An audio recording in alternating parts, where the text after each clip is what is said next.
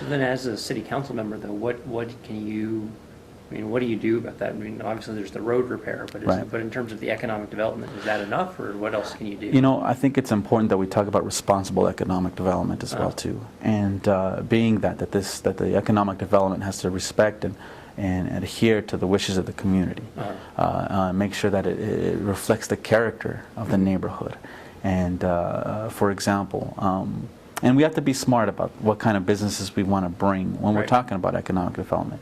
West Denver, in our district, we are overloaded with liquor stores, check cashing places with high interest loans, and we are I think we have one too many adult bookstores everywhere. And this is a community of families. Right. And so I'd like to see, well, first of all, I'd like to get folks together, and I'm proposing a District 3 Congress, and getting folks to organize, say, hey, let's do something. It's about time. Let's propose a moratorium on liquor stores in the neighborhood, and let's push libraries because we're about due for one. Right.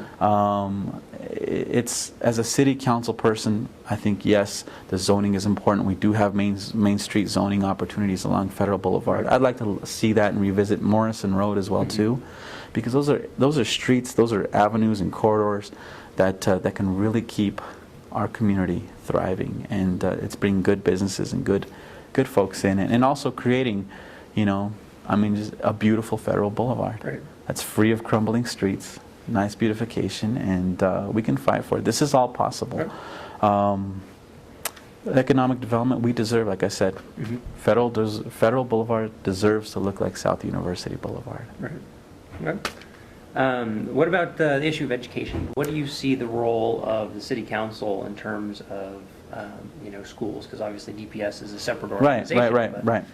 But it's an issue that I think a lot of voters are, you know, kind of are concerned about and want to see what the city can do as well. Yes, well, you know what? I've been running into a lot of folks on the doors, and these are a lot of folks in our community that they don't even send their children to DPS anymore. We have Monroe Elementary, Castro Elementary, Knapp, Newland, Cowell, Eagleton.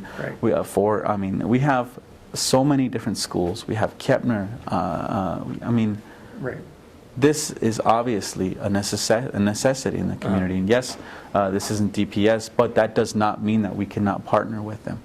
That the hours that they are in school, that's DPS, all right, great. But the hours that they are out of school, you know, it's important to us. Do we have an infrastructure that's going to push education in our neighborhoods? Or do we have an infrastructure that's loaded with liquor stores and adult bookstores that are going to push them in a different direction?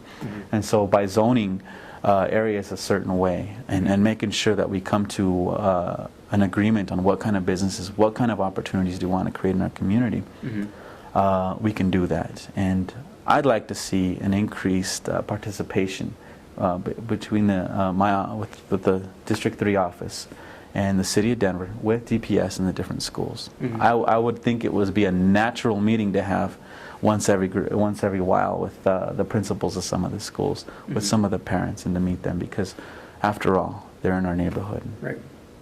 Okay. Now, how do you see the fast tracks development sort of playing out? There's obviously going to be potentially a lot of changes then in the district. There are. And so, I mean, what's your view on how to, you know, what to do about those changes?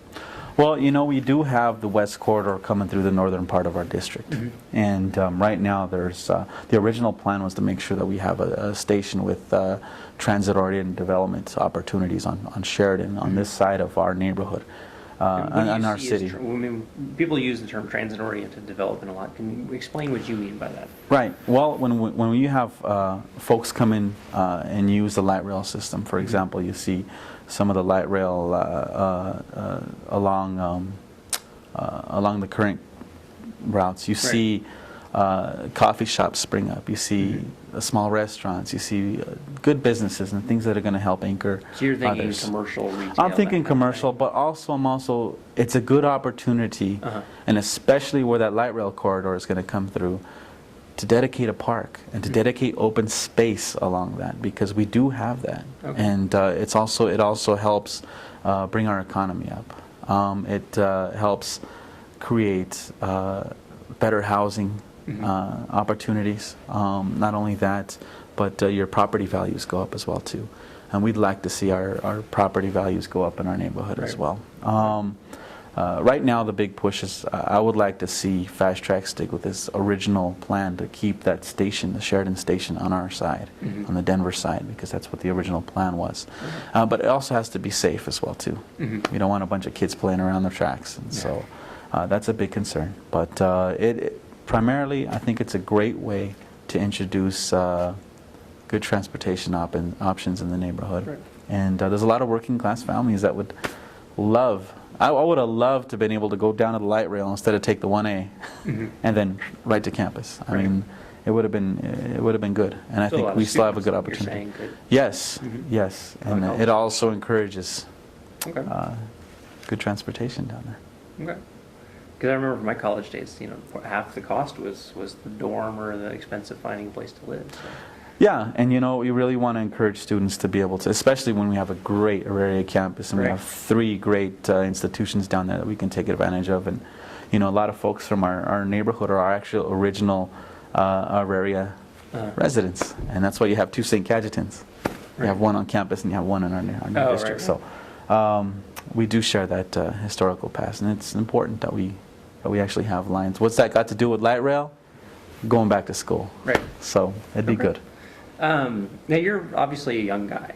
Yes. One of the younger candidates, I'd imagine, in the race. Do you see that as an asset, or do people kind of see that more as being, an experience problem or something like that? How do you kind of view it? No, that's a great question.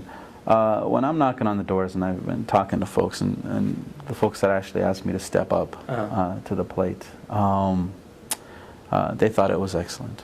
And when I'm at the doors and I'm talking to folks, they say, "Wow, you're young." And the next thing out of their mouth is, "That's good. That is good. That's what we wanted." I've had some folks that were just really thrilled to see that some of the work that they've done in the past is actually being continued. Right. And that's somebody that it's we can't just leave this to the folks in our that have done all the work in the past. There has to be new leadership, and that needs to be created, and there's been a big effort to do that. And we're facing new challenges in our neighborhoods and in our city, and it's time for new folks to pop up and actually make a difference in our neighborhood. And it's a lot of it is it's good because it seems to be a pretty good response. It's a good response, and people think it's about time, 1, and 2, we need new ideas and we need a fresh voice. Okay. Well, we're about out of time, but let me just sort of offer, is there anything else that we haven't talked about that you want to sort of address the district voters specifically, directly to, what else, is there any final thoughts that you have for that? Well, I think there's a lot of issues in our neighborhood. There's a lot of different ones. The streets, the unpaved alleys. I mean, we have alleys that are just unpaved. They come through asphalt on it, don't even go over it, and then the snowstorm takes it away. The trash is out of control. The trash removal, we need to make sure that our streets and alleys are clean. Just park space as well, too. We are the district with the least amount of park space in the whole city. Really? Yes. A city known for its parks. A city known for its parks. We have a great array of young people and new homeowners and folks that can actually make a difference and in the neighborhood. We have great families. We have great schools, and those are things that there's so much potential in our neighborhood. And as a community organizer, it's ripe, and I think it's important that we fight for West Denver because we deserve it. Okay. Great. Well, thanks again for talking with us. Thank you very much. Good luck with the campaign. No I hope it goes well. It's about a week to go. Yes, right? Yes. And I would say access. Access is huge in our neighborhood. Access to city services, access to civic participation, and it's also making sure that everybody's participating in these elections and participating on a civic participation program. Okay. Thanks a lot. Good. Thank you very much. All right. Bye. I appreciate it.